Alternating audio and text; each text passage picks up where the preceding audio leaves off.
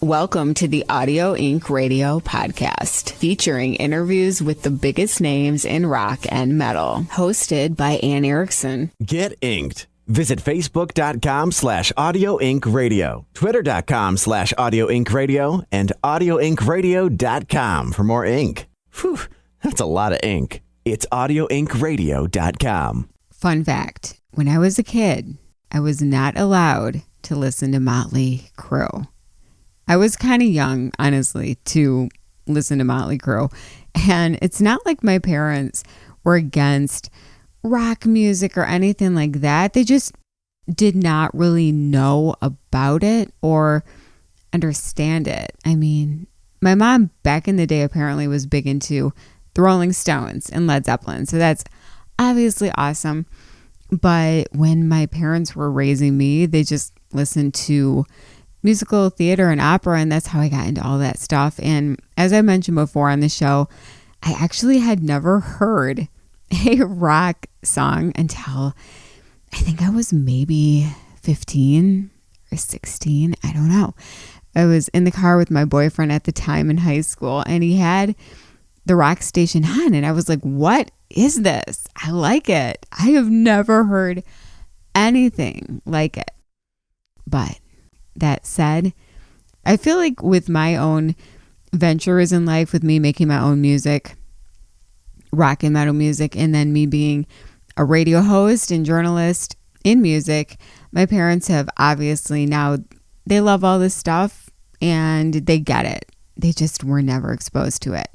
But it's very fun to know that I've actually interviewed 3 out of 4 of the members of Motley Crue.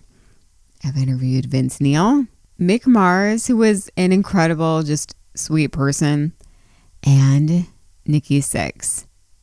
Tommy, I'm coming for you. Never interviewed Tommy Lee. Gonna make it happen. I'm coming for you. I interviewed Nikki when he first released his first book, The Heroin Diaries, which is a fascinating read. And now it's kind of like full circle because I'm interviewing Nikki Sixx once again. With you, hanging out with you on the show, talking with Nikki Sixx of Motley Crue and 6 a.m. about his brand new autobiography, The First 21, How I Became Nikki Sixx. This is really intriguing because this book is all about his first 21 years before he was really a member of Motley Crue, before he changed his name to Nikki Sixx. And what's really cool is that he talks about how he grew up on a farm, and it's just not something, his childhood is not something you would expect from a member of a huge rock band out of Los Angeles, because it's a city. It's a big Hollywood, flashy city, but his roots are in the country, which I love because I grew up in the suburbs. And as you know, I work in Detroit, so I don't have an experience with being a country girl, but I love the country. And my dream is to live in the country, to live kind of in a rural area. That said, I am just totally stoked to talk with the one and only Nikki Sixx. Once again, we're going to talk about the book, The First 21, How I Became Nikki Sixx, and also just Motley Crue. I mean, what has been the glue that's held Motley Crue together all of these years? Because if you think about it, I mean, they're all together and they're alive. For a band of who's been around as long as they have, it's pretty rare, right? I mean, I can think of bands who have been around not even half as long as Motley Crue, and they already broke up and they hate each other and they'll never talk and blah, blah, blah, all that stuff. But Motley Crue, next year they're back out there on the road, and it's just fascinating to me that these 4 guys are still around and they are still rocking it, making music, and they still seem like family. We're going to have a great talk. I cannot wait. It's Anne Erickson on Audio Inc. Radio. And hey, if you are here for the first time, if you have never subscribed to the podcast yet, what are you waiting for? Do it right now. You can just basically wherever you're listening right now, just hit that subscribe button and you'll be instantly notified of the next big episode with the biggest names in rock and metal music. And hey, I am very accessible online. Hit me up online. I would love to hear from you. Hit me up on Facebook. You can just search Anne Erickson on Facebook and my page will pop up. Twitter and Snapchat at Anne Erickson. Instagram and TikTok at Erickson Anne. And finally, actually, before I forget, you can also head to itsmeanne.com. That's itsmeanne.com. itsmeanne.com and link up on all of my social media there. Check out my band Upon Wings at uponwings.com. Female-led metal music. I do play bass, just like Nikki. Not nearly as well as Nikki, but I do not usually play bass in Upon Wings. However, I sing in Upon Wings. Check that out, uponwings.com. And also subscribe on our YouTube channel, youtube.com/Audio Inc. Radio for visual interviews with the biggest names in rock and metal music. Wow, that was a lot of business. Thank you for sticking with me through that. And now let's get into it. A great chat with the amazing Nikki Sixx of Motley Crue. Hey, it's Nikki Sixx with Audio Inc. Radio with the one and only Anne Erickson. Hey, Nikki, how are you? I'm doing good. It's nice to not be doing a Zoom and actually having a conversation for a second. I know. Well, you're a radio guy, so I know that you love this, because you are a radio dude. I loved radio my whole life, including like when I was like a little kid. But then when I got into radio, and everyone was like, "You're a natural radio guy," and I was like, "I am." It's like I guess I am. I love it. Some people have it just naturally, so it's very cool. Yeah, thank you. Yeah. Thank you. Definitely. So congrats, of course, on the new autobiography, The First 21. But this isn't your first book. I'm wondering, how was it writing The First 21? How was that different from your experience with doing the Heroin Diaries? Right. So, yeah, I've had a lot of opportunity to get some snap shots of my life. And I think I'm just a natural-born documentarian. Like my whole life, I was writing notes down, couplets, triplets, short stories, stream of consciousness. It's just like natural for me.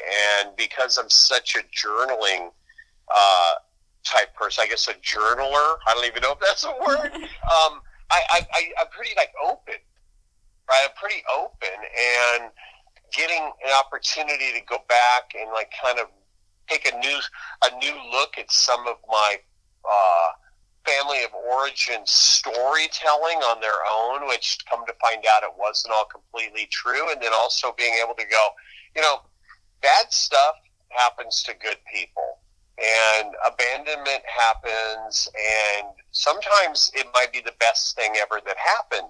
The fact that I got to go live with my grandparents and live in the country a lot, live on a pig farm in New Mexico, and live on, out in the country in Idaho, and explore and dream and discover music. And I think it was actually like a stroke of luck. But for a long time, I could only replicate those first few years instead of being able to look at the big picture. And then I wanted to end it at turning 21 years old. And the reason for that is, yes, I changed my name when I was 21 years old to Nikki Sixx officially, but I believe everybody in their first 21 years has a moment where they go, that's what I want to do. Like if you're a journalist, there's probably some moment when you're like a teenager and you're like, I want to be a writer or an athlete or a race car driver. And I really wanted to show that moment of impact for me, that coming of age, discovering the guitar and having an opportunity to come to Los Angeles, were what would define what would become the rest of my life. Wow. And people have different ideas of how one's early life really shapes their behaviors and their desires down the road. How central do you think those first 21 years were to your future and everything that you did as an adult? I think the roadmaps in the book, and a lot of people, friends and people, have stuff I've read online saying really the book is kind of a bit of a map for success. I don't know if I 100% agree with that, but it does show what I learned when I was very young. And when you grow up in the country and you work on the farm and you have chores and you got to deal with the weather and you got to deal with the stuff that you're told to do because you're a kid, you work hard and you don't complain. You're not entitled. You're not on Instagram. You're not on TikTok. You're working. You work hard. And I applied that to my life, and I still apply it to my life. I love to work hard, and I love to take on projects that a lot of other people might not understand. I feel like I have the intelligence to see the end zone and win the Super Bowl before preseason's even started. Not to use a football analogy, because I love football. My wife says, if you use a football analogy one more time, I'm going to kill you. I'm like, but babe, don't you understand? And she's like, okay, you're not a running back. We're in Detroit, so Lions here is I won't get into football with you. Lions are doing all right. Don't be ashamed. No, thank you. Would you say... I was a Minnesota Vikings fan for the longest time because my mom was friends with Alan Page and Carl Eller, which were defensive end and defensive tackle in the 70s when the Vikings defense was like barbaric, the purple people eaters. And for years I'd be like, I'm a Minnesota Vikings fan. And people were like, oh, dude, no one's a Vikings fan. So would you say that writing this book was cathartic at all? 100%. To be able to look honestly at something through sobriety and through, having enough time on the planet, we're sort of able to look at things in a helicopter view, gave me some different vantage points, but also the ability to kind of be empathetic. Look at my mom. My mom was kind of a mess, and my dad. My mom ran away when she was 13. She showed up at 17, pregnant with me and my dad, who was 40. This is 1958. It might as well be, like another planet at that point, not 68 or 78 or 98. So it was like right out of the box. My mom was, kind of beat to her own drum, and I was able to look at my mom in a way to understand that she never really matured. She had my sister in 1960, was born with Down syndrome, and then about a year later, my sister was put into a home, and my dad left and my mom left, and I was ended up being raised by my grandparents. So instead of like coming in with like a Gatling gun and destroying everybody and woe is me, I'm like yes, they don't get off the hook for like leaving me behind, but I don't want to carry the baggage around anymore. Mm-hmm. And I was able to do that through the book, and my wife says she feels like the book changed me in a lot of ways, made me a lot lighter. Yeah, I was going to ask, did you learn anything about yourself as you were writing this? Something kind of surprising? That I'm not a city boy. I'm a country boy. I love the city. We lit the Sunset Strip up. We lit it on fire and, started a whole music scene. We were already gone by the time the influences took seed and other bands came along, because we kind of got a fast pop and we're already out of here and gone. And I feel more at home with blue-collar people. I feel more at home with wide open spaces, and it's because that's how I was raised. We lived in New Mexico. We had a trailer and we had a pig farm. We had chickens and rabbits, and I had chores. And I'd take my BB gun, and it was different back then, and I would just take off in the desert. I'd take off in the desert, and I would dream, and we would play games, and we would build forts. And this has been a reoccurring, thing for me, being a dreamer and a person that learned through hard work how to apply themselves to the dream, whether it's like being a songwriter or an author or a photographer. So it doesn't make me, I'm not as good as a lot of people, natural born talent as photographers and writers and songwriters and stuff, bass player, but I will outwork you. And I learned that from my grandparents. You know, that's a stroke of luck that this dysfunctional family landed me in a very poor blue-collar traveling lifestyle. And so now, like, we sold our house in Los Angeles and we live in Jackson, Wyoming, and you can't see a house from where we live. In the winter, it looks like The Shining. Mm-hmm. And me and my wife and our, you know, I have 5 children, but our youngest is 2, live there, and she's a very creative person herself. She has a subscription-based flower company called Bouquet Box, and so she's constantly working, and I finished the book, and now I just signed a deal with a massive director. We're forming an animation company, and me and my wife are working on a children's book to teach people about diversity and culture. And so Wyoming, only 2 hours away from where I grew up in Idaho, feels like it closed the circle, kind of, you know? Yeah, I feel you on that. I grew up in the suburb, but I love just rural area. I love that feeling of it being open. It's like God's country, you know? I mean, when I go to get firewood and I throw it in the back of my truck, and I got do stuff that we have to do. You know, Wyoming is, it gets brutal in the winter. You got to be hardy. You don't complain. You just get out there and you do it, man. And I'm not a rock star. Like, that's gone.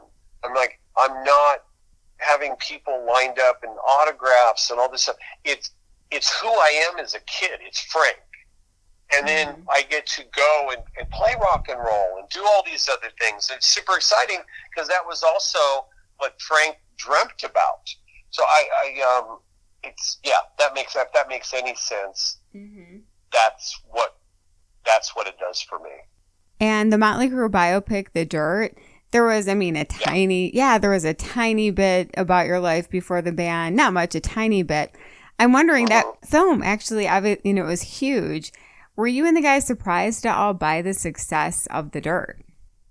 Well, at that time we'd been in the game 36 years, and we're around 40, 41 years together now. We understand the lure to, the moth to the flame, and it was accidental, but we were wired for fire and wired to fight and wired to drink, and in my case wired to experiment with drugs, and there was no repercussions from destroyed hotel rooms, rolled cars, drug overdoses, jail sentences. So we kind of when we survived ourselves and survived our youth, that became such a part of the culture of Motley Crue. And at times frustrating because we're have you heard how great the songs are that are on the new record? And people tell me about the time, tell me about the time. So we knew that was going to happen, that people wanted to watch the film for the blood and the guts. But we also knew it was an opportunity to tell a story about a family. And that's my band. My band was my family after my family abandoned me. Would you ever consider doing a biopic for the First 21 or the Heroin Diaries? Well, the Heroin Diaries, we were really close. We were already in casting for it to be a musical. It was fantastic with the music and acting and, the whole stage play and stage sets. So it was really exciting. We're going to take it city to city. We can talk about the opiate epidemic as well during that and bring people together and raise money. So COVID, stopped that. And we are now talking about adapting it in different ways, possibly a movie, a short docuseries. So we're talking about that. I'm really into tentacles. I don't really like the idea of gonna make a rock record. That's it. So I'm gonna do some interviews. You know, it's hard work to make a rock record. I want to, but why can't there be animated series with it? Why can't there be comic book? Why can't there be a book or a movie? Or, you know, why can't there be more to it?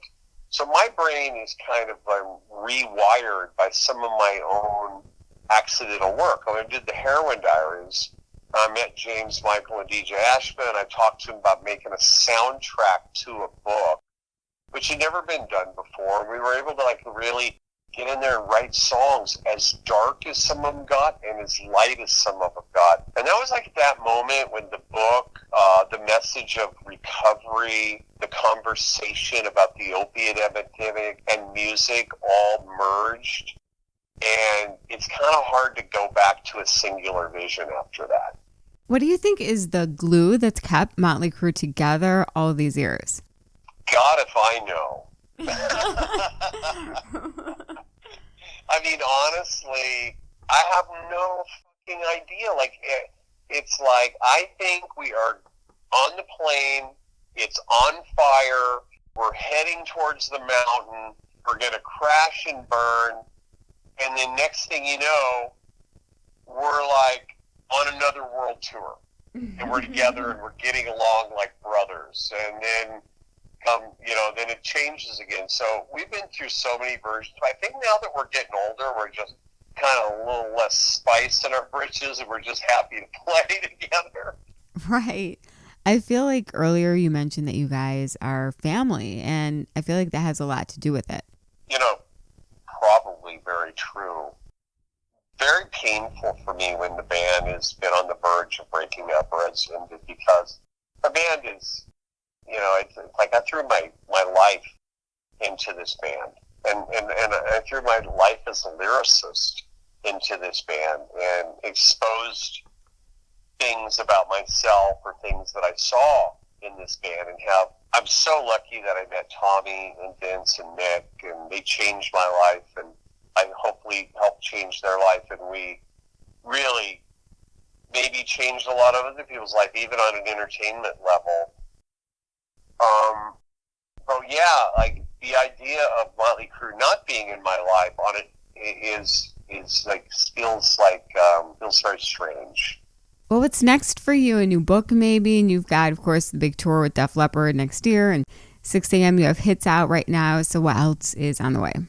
Well, I mean, I kind of talked to you about the children's book and animation company, so that's top of mind right now. There's obviously the tour is the next thing after the 6 a.m. album is out today, and you know, we run through the singles and the book's out. So I'm really looking forward to getting to band rehearsal in May and getting out there on the road. And I'm not sure what 23 is or isn't because of COVID. We know that we can do America. So I'm just kind of like, I learned during COVID to have some patience. And I've also learned that I can work quietly in the background, writing a book like this or working on songs with my band members for 6 a.m., putting out a hits record. I mean, we quietly over 12 years built up enough music to have this album out. It's amazing what you can do if you just roll up your sleeves and work. That's very true. And it won't be your final record, right? Because I keep hearing rumors about that, and I hope it's not true. What I learned in COVID is I don't know anything anymore. I'm ready, willing, and able to just put my head down, jump into the grindstone, and do it. So we'll see what happens. I also have a 2-year-old, and I'm really enjoying this time with her. I have 4 older children. They're in college, working, and they're out of the house. Because this is like really cool opportunity for me to kind of connect with that part of it, and not touring was a blessing in that way. And when we go out on tour next year, you know, she'll be 3, and stadium tours are notoriously slow. So like you play like every other day. So there's an opportunity to really be focused on being a dad, which feels good to me because of how many years I've felt like I didn't have a dad. That's so great. Well, Nikki, it's been awesome talking with you. Congrats on the new book, The First 21. It's an amazing read. I appreciate that. I'm sure we'll talk again, so thank you. Nikki Sixx of Motley Crue, thank you for being an amazing guest on my show. I can just tell how he talks that he has that radio background, that radio experience. And Nikki, you're awesome. You are welcome back anytime. I cannot wait to talk to you about your next venture, whatever it may be. Pick up his new autobiography, The First 21, How I Became Nikki Sixx, which is out right now on Hatchet Books, which actually is the same, I was going to say record label. I'm so used to saying record label, but the same publisher that put out Rob Halford's memoir last year. Just a great publisher. And he's got a new record out with 6 a.m. hits available now. I really hope that it's not the last, because I'm a big fan of DJ Ashba and I love him with Nikki Sixx. I think that they're awesome together. I remember seeing DJ Ashba with Beautiful Creatures, one of my first concerts of all time. I really want 6 a.m. to put out new stuff. But in the meantime, you can check that out. And next year, Motley Crue on the road with Def Leppard, Poison, and Joan Jett. How amazing is that? I cannot wait, because you know I'm a huge fan of Motley Crue and Def Leppard and Poison. I mean, and Joan Jett. How can you not appreciate Joan Jett's talent? That's going to be an incredible time. Wow, that was a really fun show. Just a great chat with Nikki Sixx. And if you want more, I think you do, right? All right, I thought so. Make sure to subscribe to the podcast. Just hit that subscribe button and you'll be instantly notified of the next awesome episode.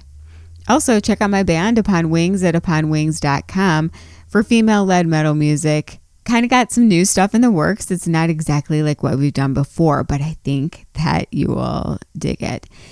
And if you haven't reached out to me on social media yet, I would love to hear from you. Just if you have an idea for a guest for the show, or if you want to say hey, or just mention that you listen to the show, that would be awesome.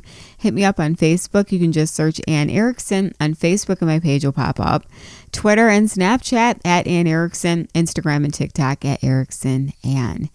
And you can head to itsmeanne.com to link up on all social media.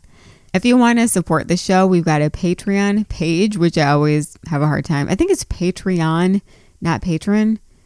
Regardless, you can find the link in the show description. It's a great way to help support the show and keep it rocking even longer. Thank you, as always, for being part of the show. I just have a great time rocking out with you right here on Audio Inc. Radio, The Anne Erickson Show. Until next time, be safe, God bless, and we'll rock soon. It's Anne Erickson on Audio Inc. Radio. It's Audio Inc. with Anne. Thanks for listening to another episode of the Audio Inc. Radio podcast. Subscribe to our channel so you never miss an episode. Get inked online at audioinkradio.com. I'm Anne Erickson for the Audio Inc. Radio podcast.